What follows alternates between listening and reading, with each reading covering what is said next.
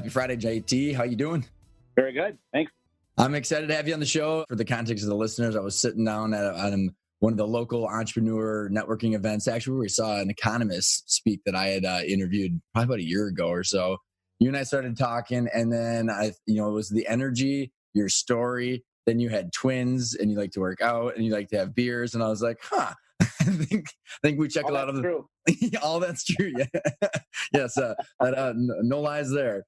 So but you told me your story, and I was like super excited to get you on the show because you come at this the growth and the sale of a company from a completely different perspective, from being the key manager and the executive on the deal, working with the owner, and so here we are. And so maybe for the listeners that aren't familiar with you and your background, where did you start off? How did you get into business? Okay. So again, my name is Jon Thielen. Everybody calls me JT, but my background is primarily sales and business development and managing teams to achieve a shared vision, sales growth number. So my background involves 4 startup companies and also 1 SaaS company from the Midwest over to San Diego. So I've been fortunate enough to grow quite a few companies. And so I've typically held CRO type positions in those companies. And so from as small as opening up an office in Minneapolis called citysearch.com to I ran sandiego.com and created a national network there of city.coms across the country. Cool. And I worked with AOL on a big project. That was probably my biggest job, where they put $350 million into launch a platform for hyperlocal news across the country. And we hired 1,000 people without anybody knowing it, because we didn't want the newspapers and publications and other media sources to know about it and say how negative it will be. We wanted to be disruptive. So I was one of the earliest adopters for that. And I ended up being promoted and being a publisher, director of sales, managing 4 states and 60 cities, and having about 80, 85 indirect, direct reports. But primarily, I'm a revenue driving executive.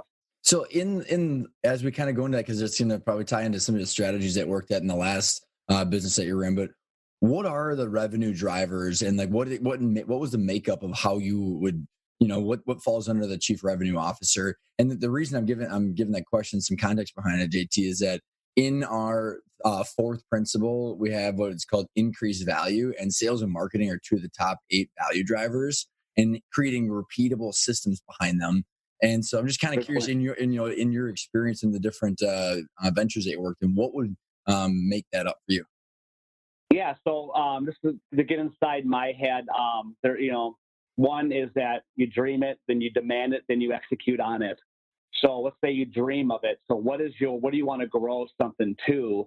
And then, because you and I are very KPI focused, Darren Hardy compound effect type guys, well, okay, that's a dream, but let's back into this number and from the most granular and say, hey, what do we need to do on a weekly, monthly, quarterly basis to hit this? We call it BHAG. So what I would have been able to do is digest a number, backtrack into it, and say, what do I need to do every single day and to grow that? So then it comes down to what teams, what must I hire? And, is it inside? Is it outside? And, it is trial and error, but one is just to try to put things in place to grow the product. Mm-hmm. So that's what I've been able to do, even from this last job, that I was able to scale and sell a company. I love how you said that, and you digest the number and you back into it, because I was interviewing this guy, Jack Stack, and he very well articulated the kind of the great beginning of business. I don't know if you're familiar with his material at all, but he says, okay, you start with a strategic plan, what markets, what geographic location, product, service mix, etc.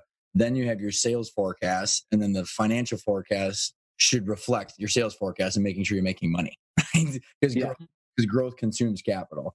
So how do you determine what was the process of digesting that number? Was it like a revenue number? Was it a profit number? What was kind of the key metrics that you're measuring? Yeah, it typically varies, because the businesses I've been in is that MRR number, and monthly recurring revenue. Mm-hmm. So it could vary from, okay, I get a sale, but cash in the door is another conversation. So sales and revenue in the door are completely like cousins, right? One cousin you like more than the other, right? So, right. So, in the last company I was at, we broke down that number down to gross sales as a KPI, and then we broke down to our leadership KPI was how much recurring revenue is coming out of that. I ended up having to put initiatives in place to have a fast and effective onboarding campaign to have those come close to matching. But with those other companies, which were, let's call them advertising-driven companies, well, you would pay me $500 a month. Well, if I sign you for a year, that's $6,000. So that was pretty easy. Mm-hmm. And every sale, the business goes up, $500 in revenue, and I have 6 reps doing that, then it multiplies. It got a little bit more complicated at my last SaaS company where we closed business and revenue trailed. So let's get into it, because I want to hear, maybe we can get into the most recent projects and how you did this. So how did you're jumping from the publishing and the sales, publishing and marketing world? What was the journey to finding the recent gig? Okay, that's an interesting one. So when we were growing Patch through AOL, that big initiative, Tim Armstrong was the chairman and CEO of AOL. And he was getting a lot of flack out of New York nationwide about what is AOL doing? They don't have deep pockets. Is this run rate profitable? Are they spending too much? And so what happened is the board of AOL started going, well, you got to get this, hit your projections. Well, that was not as visible to us. Even myself, who was managing 4 states and 60 cities. I knew what we were doing on sales, but what rolled up to New York, we didn't see on a national basis. Mm-hmm. He started mentioning that if we might have to have some error, recalculations. And then one day, now that I look back on it, he was unable to sell the board on continuing. Out of 1,100 people, 936 were laid off one day. Oh my! And that was one, including myself. We called into a conference call line and said, "Hey, well, what's the next plan and initiative?" And then it was that was it. And then AOL ended up selling off the property to, I think it was Hale Global, another private equity group, and sold it off. So I was at a cabin trip with my wife and kids, and I'm like, at that point, my wife has twins in the oven at 8 months. Oh, they were not even born yet. Oh my god! Not even born yet. And I went, okay, well, that's a curveball. And so that's a curveball. It's a nice way to put it, right? Yeah. And I actually emailed Tim Armstrong, the chairman of AOL, that night, and then he was gracious with me to put something together, a package financially and stuff, and severance and healthcare and benefits, and it was fantastic, right? For me, really cool. But that didn't solve what am I going to do next. Mm-hmm. So what happened is I started looking around, and there's this lady that came across my network named Debbie Wright, and she's an EOS implementer. And she said, my husband has been looking for a guy like you. And I said, well, what's a guy like me like? Maybe we should have coffee with him. She goes, we bought a background screening software company for $2 million, small company. And we put in EOS, but we don't have the key integral parts of running it done yet. Steve Gustafson is a visionary who is not accountable. He has big ideas, but everybody, says, yes, we'll do that, but then goes a different direction because he'll wear out and fizzle off. He was kind of a seagull management, come in there and poop on everything and fly away. I have not heard that one before. Okay, I'm going to be stealing that one. Yeah, I know. Yeah, you're going to remember that one. So what happened was I said, I'm from, a different business category. I would love to have coffee with him. So we end up having probably 11 meetings at DB Bryan's in Edina, just talking about philosophies and what I'm like and what gets me out of bed and how did I become, successful at a young age. I was director of sales at 27 and opened up an office for City Search at 25, right? So I thought, I said, really what triggered it for Steve was this conversation. I said, I've always been a wild bull, right? And where my career really got focused is when I used discipline. You and I talked about the compound effect. Well, I ended up meeting a guy in San Diego that was a decorated Navy SEAL, and this was a guy that he was SEAL Team 5 under CIA Delta, only doing capture kill missions. Oh my gosh! And his background is he got a degree in English at SMU and finished up at Oxford, right? He's a really smart guy, and so he did tours in Iraq, normally Fallujah, and then it was Africa. And then what happens is after his time there, he's he's probably 3 years younger than I am. He got out, and he says, "Well, I'm going to get my MBA at University of San Diego." And I met him at the gym, okay? And we just our relationship just hit it off, and I was enamored by him. That he was a Navy SEAL, because that's the mental discipline on that. It's like, is insane. I wish I was that guy, right? And then how he could just hit his goals and accomplish it. So he gave me this mental discipline. And I started reading SEAL books a lot. That you can accomplish anything if you put it in front of you. Like I graduated SEALs, Buds 235 with Michael Murphy from the Lone Survivor, who that happened actually. He passed away in that show. Well, he graduated with Michael Murphy. He was, out of 200 people, it was Brent and him were the 13 that got through. I said, "Well, how did you do that?" He goes, "They're not, my brain was higher level. I thought, well, they're not going to kill me. I guess I could die." But he goes, reality is that I look at it, the end game, and then I say, if I get past today, then check, I'm stronger than they are. Because I'm overcoming this. So he taught me mental discipline and being accountable and say what you're going to do and do what you're going to say. So that's a little bit of, what I've morphed into. So when I met Steve Gustafson, the CEO and owner, 100% shareholder of the company, he goes, "I'm looking for a guy like you, and let's just work something out. I need you to be the integrator of the EOS model. I need to have people held accountable. I need vision. What EOS also lacks, even though it's a great framework of operating your business, it lacks vision and growth sales initiatives and swim lanes to get strategic planning, right? Yeah, and like actual strategic planning, like as in like how are you going to actually get there? It's funny because I was right as we jumped on, I was saying that I just did a presentation to a couple dozen EOS business owners, or they were business owners that run an EOS. And I said, a strategic plan is not going from 10 million to 15 million. Like that's a goal, right? I mean, but like, how are you going to actually do it? It's a different story, right? Like there's different choices. And that, even though in a way I was like, well, I can't tell you how we're going to do it today, but it does take trial and error, and we course correct. And so I came into this organization, his wife and Debbie Wright and Steve was like, I want to make this a $10 million company. And I said, well, at the moment, the people who work here don't know what a $10 million company feels like, of accountability and process. So let's do it. So long story short, I ended up, success is never an elevator, it's steps. So we made some moves, and we ended up just continually growing the company, and between $800,000 to $1 million in revenues per year. And we went from, I got there, the company was doing $4 million in revenues. And again, he bought it for $2 million. At this point, he grew it a little bit.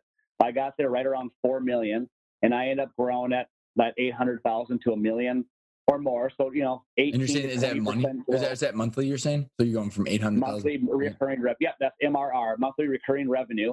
And then I ended up, once I got it down up to, then 9, and then, then 10 million. And we, we got our EBITDA up to $2 million. We'll talk a little bit about that, why that's the most important. And so, yay! Yeah, someone's talking about the important numbers. I love it. Yeah. So here's this. You'll like this. This is Steve ingrained in me, and I'm like this too, personally and professionally. It's not what I make; it's what I save. So a lot of people are not like that, right? I became a millionaire at my age because I save, not because what I make. That's how I think, right? You didn't have $1 million worth of debt and stuff everywhere? No, I'm liquid. So with Steve said, it's like, Johnny, we're not here to play store. We're not here to play store. We're here to make money. So that's the difference. Some companies have the mentality of let's grow top line, but not the bottom line. So he also mentioned that there's two truisms in business. Expenses always creep up and revenues creep down. So you got to be diligent on pushing revenues up and pushing expenses down. And so it hit home to me because I was like that in my own household. I went, bingo. Let's not play store. Let's make money. And by the way, let's financially reward you, JT, on that. I said, this is what my program was. I'll be honest. Is like I was paid quarterly and annually at times on some metrics, but the key drivers were profit. So I put a plan together. We agreed to it. Some of it's stretched, some of it's realistic. And on my quarterly bonuses, let's use that as a clean example for everybody listening here. 75% of my comp was on my ability to hit profit numbers. 25% of my comp was based on my ability to hit revenue numbers. So again, if you put incentive plans to change behavior, well, put the right behavior in. Right. The behavior we did was profit, not so much revenue. Okay, so I want to keep going, and before we keep going, because this is some meaty good stuff, because for the listeners who own companies, I'll kind of go back and I want to kind of maybe hit on a couple of the things you spoke on throughout that part of the journey. Is one is that so I'm making my partner and I read Rocket Fuel because again it's the whole integrator visionary. Gino Wickman has been on the show. I've interviewed a bunch of EOS implementers, and so very tried and true to our heart. But like again, I think you said that this is a couple pieces of this. Is one is that how do you find the you, right? So I mean, if I had $1, JT, for every single time I said or someone said I need to find an integrator, right? Because there's an interesting dollar amount to kind of get some context as I'm going to kind of touch on some of your points is that when you're able to like as the owner's able to afford you, and then how do you take your comp and how do you tie all this to the ultimate outcome, right? Which is you talking about start with the end in mind. So this Eric, it was Eric, your owner, you were saying? So he sounded Steve is the owner. Steve Gustafson is what you said. So so Steve has very, first of all, he's already decoupled himself from the focusing on annual income optimization to value creation, right? So the just comments on quit playing store, let's focus on EBITDA. I mean, I was part of Vistage and where everybody's like, I did 20 million in revenue. I'm like, who cares? Did you make any money? What's your EBITDA? So you and I are speaking the same language here about focusing on what's right. So maybe a couple of comments on how to find someone like you, and then what was your package? So that bonus structure, I want to get more into that too. But then how did you get, how did that actual onboarding go? Was there equity? Was it just cash bonuses? Was it, tied to an ultimate end? And then, so that's kind of the first question. Second question is the bonus structure. Did that include normalized EBITDA? So I'm curious if if it was just profit or if there was ways to increase the value of the company. So yeah, good point. So that's true. So for all those questions, let me jump in. It was a lot.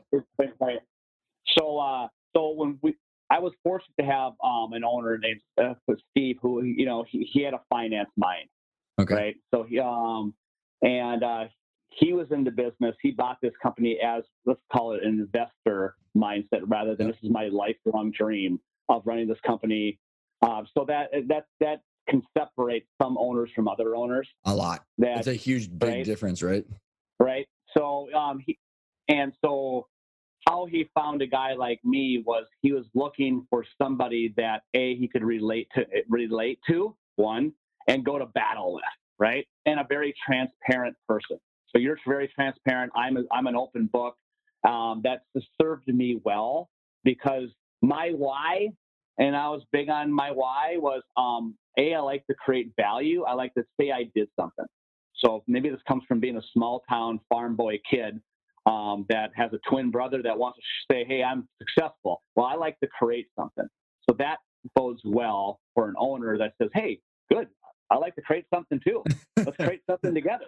That's right? awesome. So that made sense. And then I'm big on a shared vision, right? So, okay, now if an owner said, hey, this is what I want to do, and the core values align, well, then you know what? I'm your guy. I like to partner with somebody. My last 3 jobs I've had, I really connect well with my direct report and shareholders. So it's kind of, I want to take one step back. It's kind of like this. My best advice of anybody in college or in the real world is this: your direct report or boss, find out their one thing is, and so you know where you stand. If you do that one thing, then you know that you guys have a synergy. So I did that throughout my career, is knowing my boss's one thing, and so then I would do it. But a lot of people have this mentality like, well, these are the 5 things I'm working on, and everything's important. No, what's your boss's most important first? First important, and everything gets trailed down, and you kick ass, right? So, right. And so I was big on that. So again, if you have a shared vision, then and we say, let's go do this, I'm the guy you want in a street fight. Because I'm like, let's do this. I'm all in. Because that's my personality too. I want to go to battle with you right now, right? So and then 3 was, I want to. It's matching this core values, and then I like creating relationships. So Steve Gustafson, I sold the company on January 4th, and I talk to him every week. He calls me every week just to talk. And so, I'm a different guy, but I like to connect with the people I spend my time and work with. Because I'll do it for you. I'll give you my all. But and so maybe it was unique.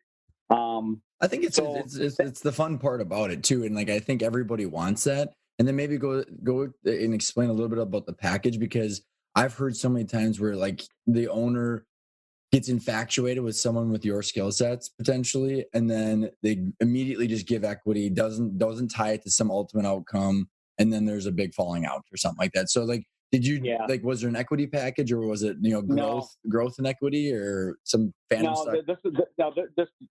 The next time around it would be different, but in this situation, this was a Minnesota S Corp 100% shareholder, him and his wife. And so in this situation, when I came in, he was very generous on salary, and he was I would say even more generous on yearly comp and quarterly comp, based on, hey, if we do what we say we're going to do, you're going to make a lot of money. And so at that point, we came in synergy. And then once I was able to grow the company in year 2, year 3, we had more of these discussions on, okay, what's the exit end game? And that's where I ended up working out a deal at the end to make some money, real money at the end. But but I made a lot of money along the way. Which makes sense. I think it's a good point though, because like, to be generous up front, because, I think, there's a delicate balance of an owner giving equity too fast, too soon without the reward. But then again, if you grow the value of that asset and you grow the cash flow, you can pay through income and cash, like you were with the bonus structures that you're tied to eventually get to where there's a bigger event, right? Because it doesn't happen unless it happens together. So in your bonus, exactly. So go ahead. So Steve was big on that. Hey, if you can make me more money, I'll make you make more money. And so that really rang true to me. So I thought, oh, interesting. If I can double his income, well, I'm gonna ride up that wave as well, right? So I came in, making, Steve was big on, hey, I'm gonna be my side of the street's gonna be clean. I'm gonna give you what you're asking, and but we're going to create a plan and vision where you're going to make a lot more, and I'll prove that to you. And fortunately, over the course of 5.5 years, I was making twice as much as I ever made, right? It's all worked itself out. So in your bonus structure, then JT, was it just profit and revenue based? Was there actually any normalized? Because I've worked with different comp plans, and then also, with the ultimate, end goal. And if Steve is focusing on value creation, which he was from the beginning, a lot of this stuff recalibrates, because I see, someone that's not focused on value creation is that focused on how much money they can make, which then would not allow them to hire someone like you to give you the benefit. So the mindset shift, like you said, right off the beginning, right off the bat, allowed for this whole circumstance to kind of create. Well, Steve was smart at the start. He said, I need an integrator. I have an entrepreneur operating system, Traction, system. And he goes, and what I need is the most important piece of that, which is an integrator, right? And so he budgeted for that. And then I ran with it, created a financial model saying, hey, 35% of the pie will be COGS, 15% will be sales and marketing, 15% will be G&A, and 5% IT. But guess what? 30% goes to the shareholders. So so JT, when you build your plan out, take into effect that that's a fact. 25 to 30% going back to the shareholders. So yep. I think any owner listening to this or trying to grow their business, if you're looking for a partner to help you build it, it has to make sense, and you have to really connect with that individual and have a lot of conversations and about how you both can win. Be open and honest about it, and then then it becomes clear. Man, I couldn't agree with you more. It's so awesome that you've got such a humble view of that too, and in a realistic view. So on one the note on the comp plan, I am just curious, was there a normalized EBITDA and were you able to control all those models? Because, there's a couple of things in comp plans that I see go completely south. One is the comp plan is put together and then the person actually can't control everything because there's micromanagement and you're kind of getting dinged left and right. Or the other one is, yeah, true. The other piece of that would be is that it's not on like what we call the normalized EBITDA, right? Where it's, you need to be investing in the business to grow the value of the business. So how did you balance investing in the business and your comp plan? I mean, was there any discussions? So good question. So when let's say we put this budget together, and within the budgets, when the cash flow would be the top line revenues that would happen monthly. We were a monthly recurring revenue, so we would have our targets. So Q1 would be, we're going to go from 600,000 to 700,000 to 800,000, top line revenue. So the bottom line where I was paid, let's say on the quarterly side, was on the net income, net operating income. So now, not right down. There's some things below the line that Steve didn't want to penalize me for. Yep. So for example, like my budget said I'm going to bring in $500,000 of net operating income to the business. Well, then that's how we're going to pay you on of hitting your goal. And so then it was just a clean 75%, whatever the number was, can be paid out on profit, and 25% of that will be paid up on revenue. Okay. And that would be your quarterly bonus. And then we just kind of ran with that. There'll be some things simple and good though. Yeah. And it's clean and simple for me to understand. You always want your comp packages to be understandable to your employees. Gosh, yeah. I've had so many that I've had, like, I'll kick butt and I have no clue I'm going to be paid on. Right. It's so true, isn't it? You need, again, if I'm, it's kind of like if you're going to go into the alley with a street fight, you want to know what you're fighting. Yeah. Right? Bazooka or knives or what? That guy's too big. So, but it's just imperative that everybody understands how they're going to get paid, because that's how you're going to get the most out of your individuals and salespeople too. They will give them their all, and then you can help reward and celebrate them along the way because it's clean and simple. So let's go into the growth of this, and maybe give some of the metrics all the way up to the sale of the revenue and the profit, or whatever the profit, the net operating income, or the EBITDA that you're measuring. And so kind of give us the framework or outline of the growth project, the milestones that you hit. And then what were the strategies that you were putting in place to accomplish it? Okay. Well, that's a long story, but I'm going to try to simplify it. When I first got there, I had one salesperson who's making a lot of money, but he was the director of sales. He was the VP of sales, but it was only him. And everybody was focused on that one individual. And I wanted to create a sales team. I wanted to create a customer experience team. I wanted to have account management team, because if I was able to drive revenues, new sales, net new sales, a second thing I need to do is onboard them the right way. Use the term of dating. You need to date somebody. You can't one night stand somebody and expect them to stay forever.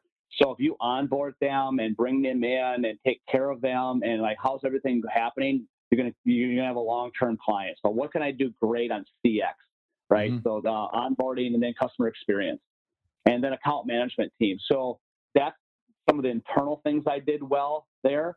I did hire some salespeople from the industry. And Debbie Wright, the EOS implementer, which is his wife, Steve's wife, would say, John, you're a master recruiter. We didn't know that about you. Like, people like your energies. And so I was able to get people to leave their bigger jobs to my job. Mm-hmm. Right.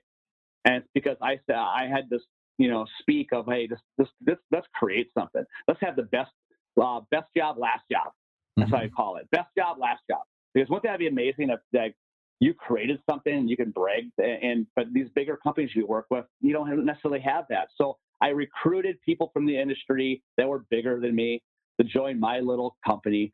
And what happened was we ended up creating a national sales team from San Diego to South Carolina to Chicago. And so we were getting nice sales. And so, but over the course of that growth we've had, I found out that my director of sales, which he was a great guy, wasn't the best for our next level. And outside national reps for us cost a lot of money. We closed business, but the revenues trailed so much. We wanted to go in a faster close cycle. So I wanted to go into an inside sales model. So I thought we can do more growth, more volume, faster by having inside sales reps. So can I interrupt you for a second? Just quick questions. Yeah. I want to dive a little bit more into how you built out that sales function and the different roles and responsibilities. Maybe because I think we skipped over what was it you were actually selling, and how was the product and service actually bought, and what was the client actually engaging with you guys for? Okay, so we were selling employment background screening and then residential background screening too, nationwide. But most of our business was just in Minnesota.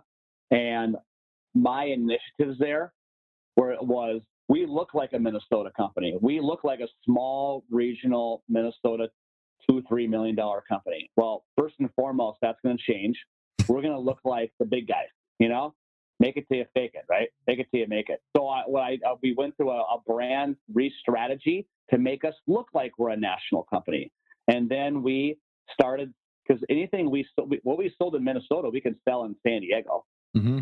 So what we started doing is selling to those other geographical areas. And then we were able to start getting revenues in from other streams across the country. And then, by the time I sold the company, I think it was 35-40% of our revenues came outside of the state. Oh, wow, cool. My dream of being a national company was coming true because I dreamed it, demanded it, and executed on it, right? So it's just a dream if you don't try. Now, there's some failures in there. I started growing the outside sales team, and we got to a ceiling where it was not working as well, and it cost a lot of money to bring those types of people in. And then we brought in a marketing director to create more of a marketing channel, and we started focusing on small, medium businesses. And those were highly profitable to us. And we figured that out along the way that maybe we should just continue selling these small, medium businesses. Yeah, they're not as sexy as a $100,000 account, but you sell a $5,000 account, they start right away, they bill right away, and you just do that more often. And you make more money potentially too, right? And you make more money. And our margins were, 35% versus 20%. Well, and so some of the stuff that, like, just to point out what you guys did is, like, so when we look at, there's a system we use to look at, like, the ways to increase the value of a company. So you go through and say, okay, in the sales and marketing drivers, it's like, are you geographically, can you geographically expand? Are you doing outside sales, inside sales? How are you doing your marketing? So, you did a lot of that stuff, and you grew into help other people. Yeah. Yeah. And I think maybe, do you have any, comments about how, like, with the salespeople, did you have like a revenue per, like, how fast did the salespeople pay for themselves, or maybe some metrics that you use to compare, like, and grow, to grow that sales function and then pivot? Because the reason for the question, JT, is that, most of the time when we take people through this assessment, strategic planning is very weak. Sales and marketing are not repeatable processes. And then the finances are usually, not adequate. So in the sales and marketing, if someone's got to build out a repeatable process, and, like, they're going down the digital marketing route, or they're going down the sales route. There's all these different ways to generate revenue. So what were some of the metrics that you used to build that out and then to pivot, and what were you looking at? Okay. So again, from the outside viewers, my businesses might be a little bit different than theirs, but what I did is first and foremost, having visibility KPIs on what you're trying to grow. So having a salesperson pay for himself, one of my leadership KPIs on the sales side was, what is their reoccurring revenue, not sales, but the revenue they're bringing in, and I can analyze that against what I'm paying that individual, and so that just tells a story, a KPI that tells a story. Sales growth. That's just I'm just comparing numbers from year over year to make things simple in my own head. And so again, it's like lifting weights and building muscle. You have to zero in on what you're trying to grow and see it year over year and see how is things changing. So we put those things in. I looked at what I'm spending on marketing and what the net is coming out of that. And so you're looking at a lot of different, pieces of information. And it's kind of like the Jack Welch book. Like, not everybody's a finance guy. I wasn't a finance guy, but what does the finances have to tell a story? What's the story telling you? And that's where Steve and I would look at it and go, what's this telling us? What's the story telling us? What's the finances telling us? Okay, we found out that national salespeople that were paying $85,000, $90,000 a year base salaries and then commissions on top of that, well, their monthly recurring run rate takes a heck of a long time to pay off, to pay that salesperson off. Right. But if I had an inside person making $45,000 a year and they're closing higher margin business, well, then now I have more room to invest in the other areas of the company to grow, i.e. marketing dollars, right? So there's no easy answer other than those trial and error and seeing trends and what's working and what's not, and then course correcting. But yeah, I agree with you on that point. But also, what it's proven that you're showing that you had the numbers and accurate information to be able to make those decisions. Because again, you can't make those decisions if you don't have that information. Yeah, and so that's a little bit of EOS to me. Is like, what's the most important numbers? What's the most important numbers for the leadership team? Then what's the most important numbers that we can track on the sales and marketing team? What's the most important numbers on an operation? And we build KPIs and we actually personally built KPIs week over week is our kind of business. Oh, really? Wow. We did week over week, yeah. And green was par, like that's what we want. And yellow was bogey. And red is we can do a lot better. So if you see a sea of red, then you got to look at, okay, well, I've seen 6 to 8 weeks of red. Well, it's telling us a story, right? And why? And let's deep dive into that. And by the way, I just have to tell the audience that I saw your 5-year spreadsheet of your workouts that are built like this too. So it's a real thing. I can only imagine what you did for a business if you do that for yourself. Yeah, I'm the king of compound effect. I live and breathe it. Don't I? So again, that's my discipline of how I use energy to go one direction. How do you focus on that stuff?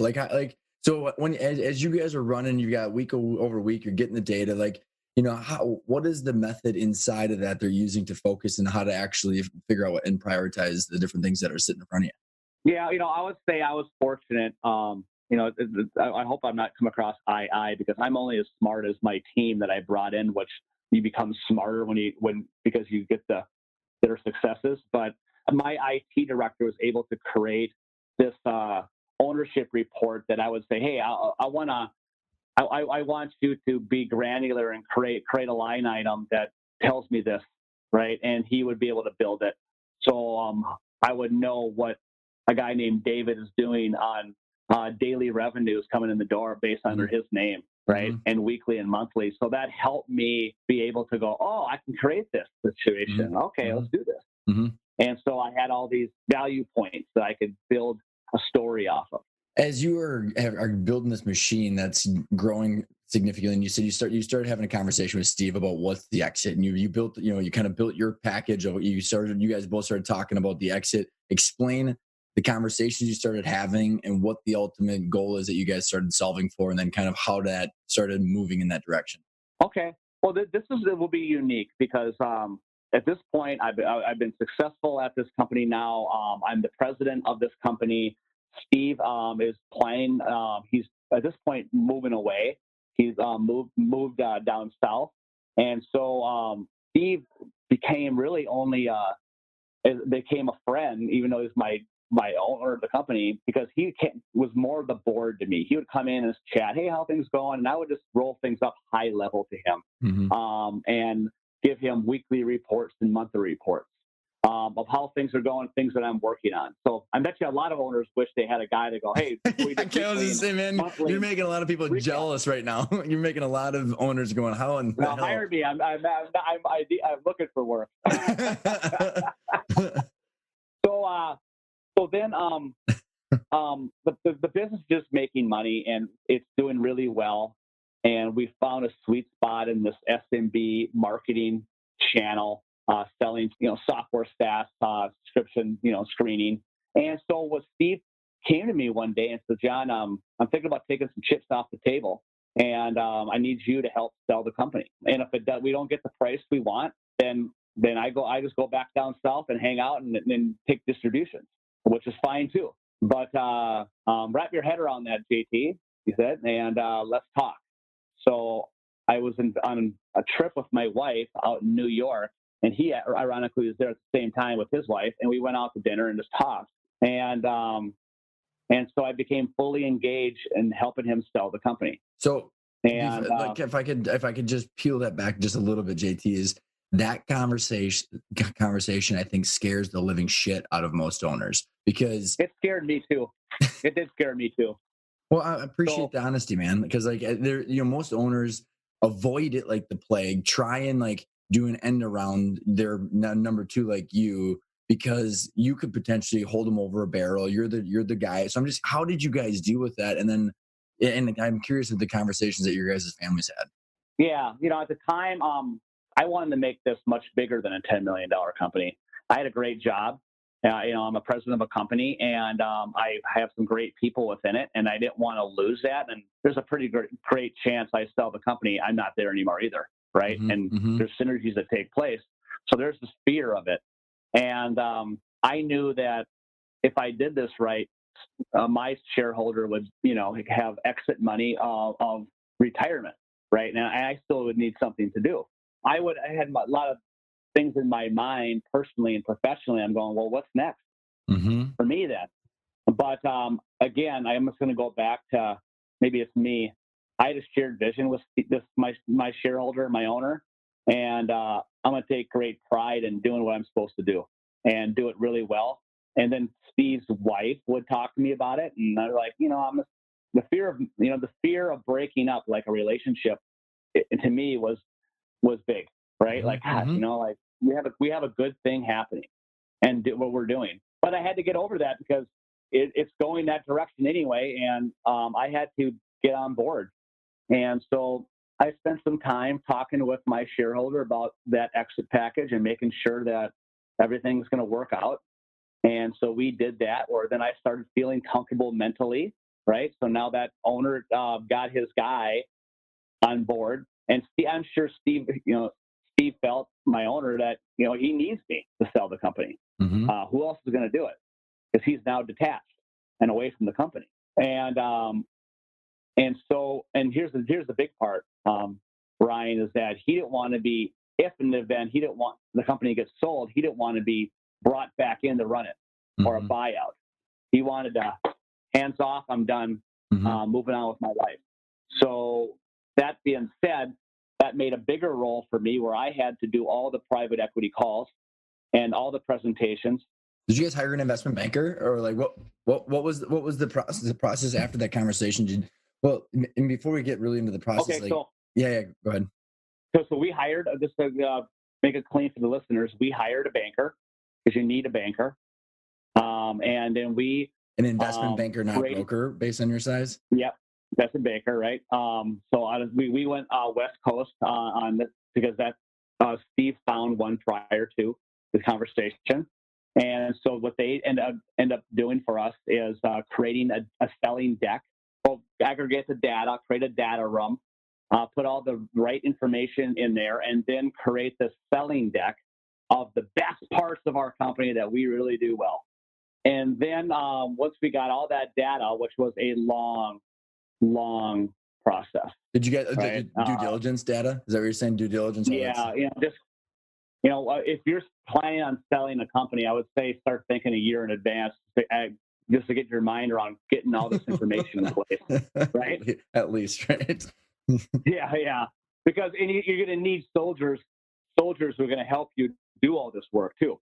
Mm-hmm. So besides bringing me in, you're going to have to bring in maybe your accountant, your CFO, your compliance officer, because there's a lot of information that's going to be requested from you that you're not going to know, and I didn't know, mm-hmm. right? Because I was above the weeds. Mm-hmm. I was an eagle running the company with joysticks, but down to the granular level, that was the hardest part of getting all that information presented the right way to create this fantastic data deck that told this story on numbers. So that being said, we created this deck. I actually hired a life coach during this process because I was, A, you're nervous, but B, there's a lot online.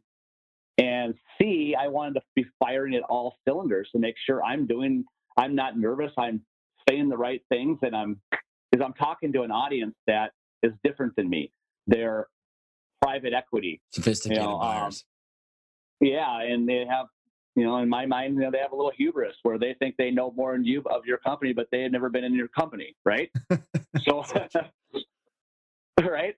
Then the deck went out. This deck went out to this network within their network, and then we had, let's call it a dozen people that wanted more information, and so then I would be on 75-minute calls each to speak about the company and what, essentially what I'm doing with you today, mm-hmm. What I did and where we can improve and things that I think we can do in the future to make it a $20 and $30 million company. And they would drill me with questions.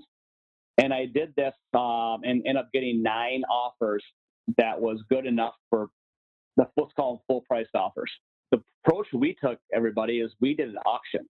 Mm-hmm. So we didn't set a price out there what we're going to sell the company for. I was just going to present this company, and it's probably good that I was kind of a sales-minded guy, because I was selling my way through the company. Totally. Right? It's the biggest sale of your life. Yeah. Right. That's how I looked at it. I says, I want somebody to write a monster check. And Steve is probably in the background going, yeah, right? And Steve only spoke a little bit of the numbers at the very tail end of all these presentations. I can't share exact numbers, but I was able to sell the company for 11 times our earnings. So I love it. And then then it became that company to engage with. And here's a term, some business owners out there, I learned, letters of intent are nice, but they're really indications of interest. So you should really call them IOIs in my mind, mm-hmm. because they're just spaghetti against the wall. When a letter of intent becomes real is when you start the due diligence process and you start really getting in the discussions. So, at times I felt that the company was going to sell and not going to sell, even though I had all these offers out there. And Steve just said to me, Johnny, is that if it doesn't work out, we got a great situation. We'll just keep going along. And so the due diligence time started, and all of a sudden we had a bunch of analysts and nerds come in and pair everything up and verify everything and see if they call that the quality of earnings, diligence, yep. Right? So I want everybody to understand that a letter of intent doesn't only means what they're interested in, but it can go south quick based on the quality of earnings. And it came back to support the letter of intent purchase price. And then on check this out, December 31st at 9 o'clock, I saved this voicemail. I had to run, I worked my tail off. I thought this deal's not going to close because it's in the lawyer's hands at that point. And then I had to run to the hospital. My daughter had hand, foot, and mouth, my 12-year-old. Oh my God. And I'm sitting there going, I can't wait to drink. And because I'm so stressed out. Yeah. And I get the phone call that we sold the company. Wow. And it's going to close effectively on the 4th.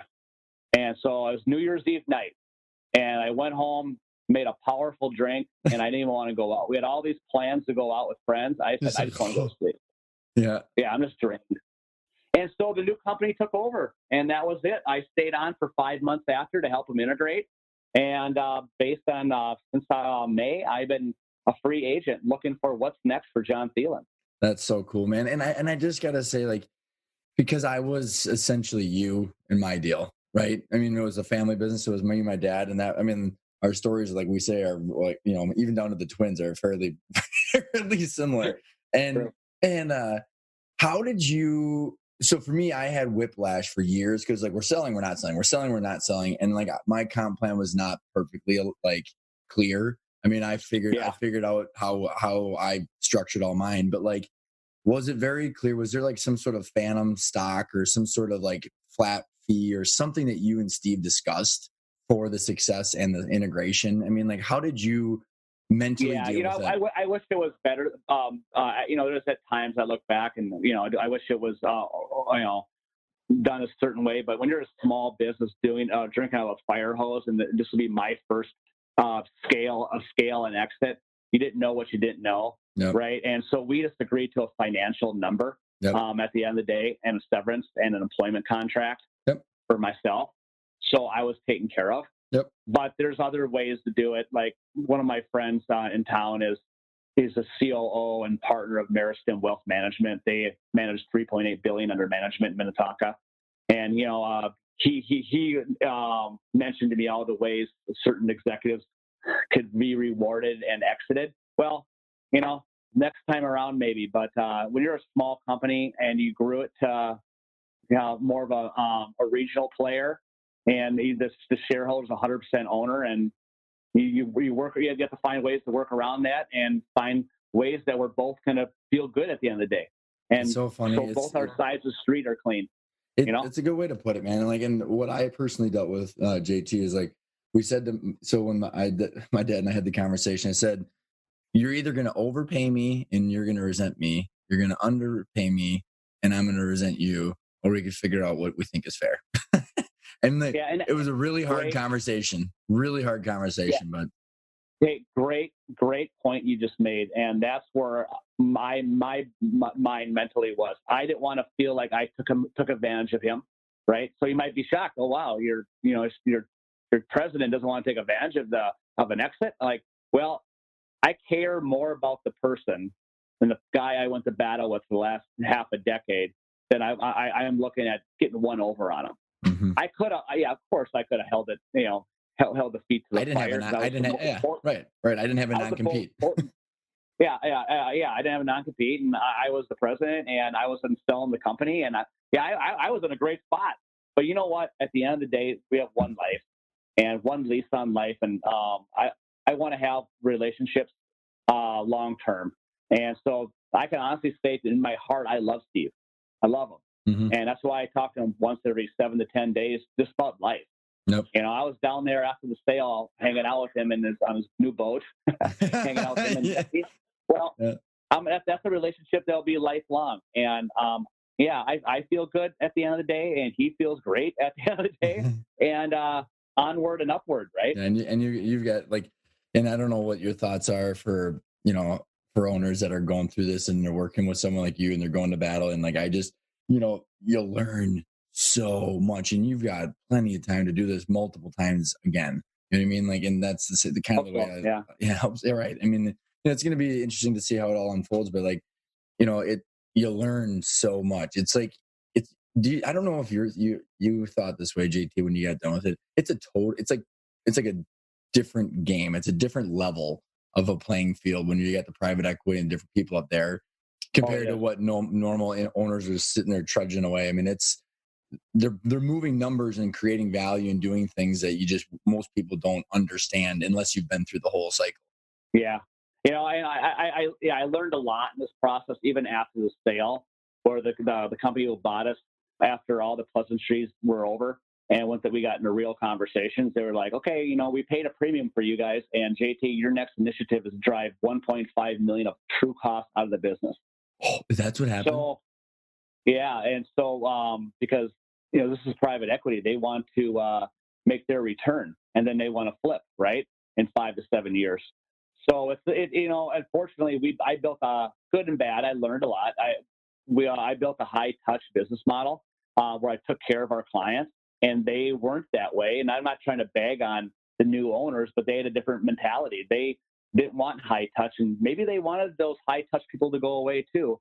But I know for a fact, as of last week, I know that they have had the first negative income year, right? They did not grow, they subtracted. So that's unfortunate. I'm not there anymore, but I know some people, what moved made you on. quit? Did you quit? What was the past? Honestly, there was no role for me there anymore. Yeah. It was more of a mutual decision going, and they said, all right, well, actually, I'll give you the reason. Make it clear. So I'm an accountability chart, sales, marketing, IT, the chief compliance officer, operations director, all rolled into me, and I was the integrator. Mm-hmm. Well, those guys care less about EOS model, right? So they said, okay, here's the new structure. Sales reports to the VP of sales, which makes sense. IT to the IT director. So what happened is I was down to just managing operations. Well, I built the business where that person is truly capable of running operations without me telling her, shadowing her. So at the end of the day, I just didn't have things to do. And so we had the talk, and I ended up, saying, all right, well, I think it's time for the transition. And they said, yeah, let's work it out. And I was on severance and all that for the last. What was the difference? What was the difference of the different 9 offers? Was it like some strategic buyers? Was it different private equity firms?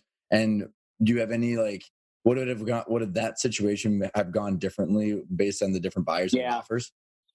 Well, the best offer was a SaaS software business model, right? The second offer was a competitor of the largest screening business in the country. They would have essentially wiped out our operational team, and everybody lost their jobs, really. So that was not so hot. Looking at that one, It was a nice offer too.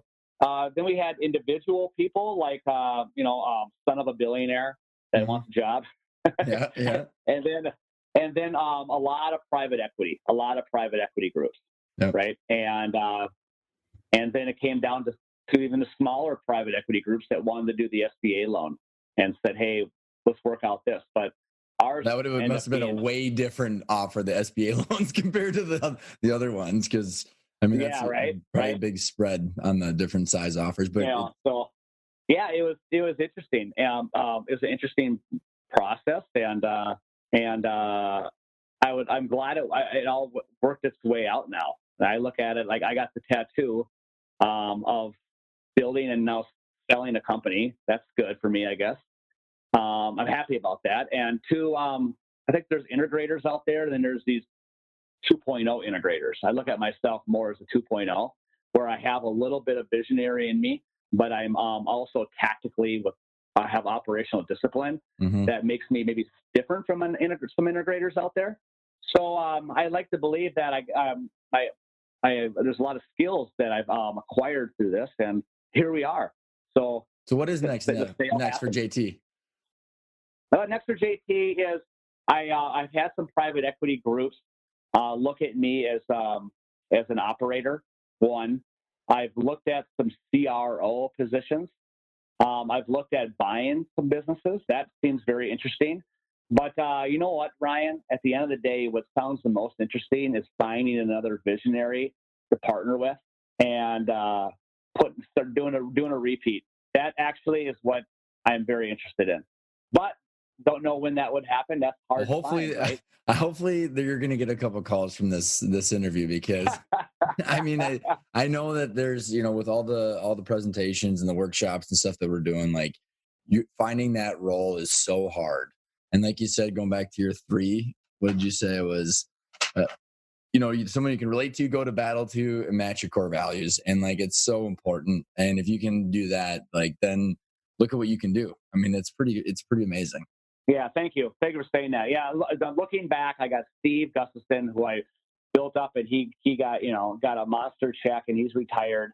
that's a relationship I'll have for the rest of my life. I look back on the Navy SEAL who I built his company up and became an Inc. company. We're trading emails this morning because I'm flying to San Diego from the 12th to the 20th. We're trying to work out us hanging out. We chat all the time.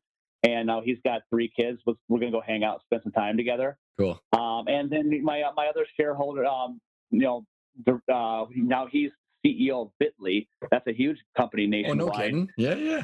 Yeah, Mark Josephson. So Mark Josephson and I, we're always bantering, and so I keep my visionary direct reports close, as you can see, and I look back and sitting here with a glass of wine, going, God, I would love to go find another shared visionary to go to battle with and build something again and scale it. Mm-hmm. So that's where I'm at, while I'm looking at all opportunities, and I'm looking at business plans, I'm looking at businesses for sale, and looking at where can I add value to that too. So that's where awesome. I'm at. So if our listeners want to get in touch with you, what's the best way? Jonathan Thielen, like Adam Thielen from the Vikings, but we're not related. But my cell phone number is 612-720-2594. Live in Chaska, Victoria. I have a beautiful wife, 3 kids, 12 and twin 5s. Twins. Yes. This has been so fun, JT. Thanks so much for coming on the show. No, I had a fantastic time with you. I look forward to getting together with you very soon. So let's promise that one.